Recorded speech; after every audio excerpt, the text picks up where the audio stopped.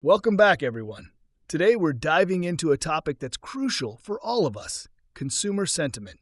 Consumer sentiment is basically how everyday people feel about the economy, how confident they are about their financial future, jobs, prices, and the overall direction of the country.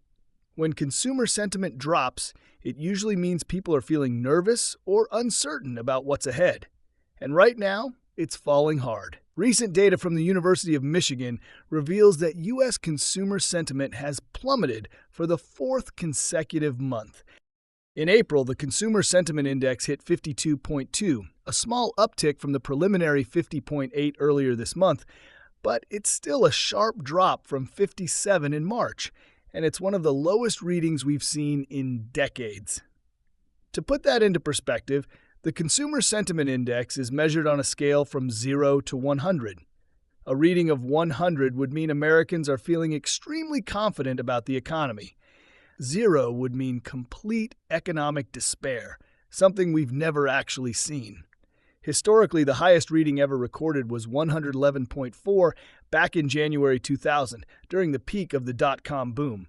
On the flip side, the lowest reading ever was 50.0, which happened in June 2022, when inflation was at its highest level in 40 years.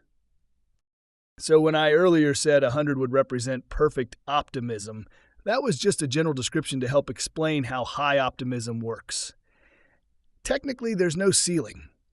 It can and has gone over 100 in very strong economic periods. To put it simply, people are worried. They're worried about tariffs, trade tensions, inflation, and the economy slowing down. It's not just a few groups either. It's across the board. Different ages, income levels, education levels, and even political affiliations. Everyone is feeling it. The University of Michigan says consumer expectations, meaning how people feel about the future, also fell sharply, down to 47.3. Expectations have now dropped 32% since January. That's the fastest 3-month decline since the 1990 recession. And it's not just a gut feeling. Americans are expecting their incomes to grow less over the next year, which is a big deal. When people don't expect to make more money, they spend less. And when spending slows down, the entire economy feels it. Consumer spending is the engine of the U.S. economy, and if that engine stalls, a recession isn't far behind. The problem is that these tariffs aren't free. A new estimate from Yale shows that the current tariffs could cost a typical middle-class family about $3,700 a year. That's real money. Money that families won't have for vacations, car purchases, or other spending. And that loss of spending could ripple through the economy very quickly. Even some of the biggest names on Wall Street are warning about what's coming. Larry Fink, the CEO of BlackRock, said this week that the U.S. may already be in a recession.